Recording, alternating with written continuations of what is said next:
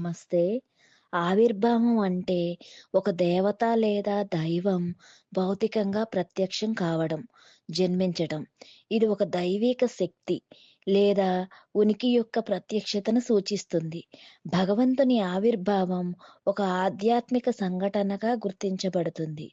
నిర్గుణమైన ఉనికికి ప్రారంభాన్ని సూచిస్తుంది.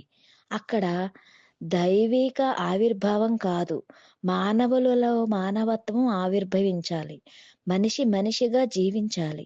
ఉదయం లేవగానే ఒక గుటక మంచినీళ్లు తాగుతున్నప్పుడు దాహాన్ని ఆస్వాదించలేకపోతున్నాం. దాహం తీరాక ఈ నీరు నా దాహం తీర్చిందన్న ఎరుక మనకు కలగడం లేదు. స్వేచ్ఛగా గాలిని ఆస్వాదించలేకపోతున్నాం. ఆవిర్భావం కేవలం మనలో మొదలు కావాలి.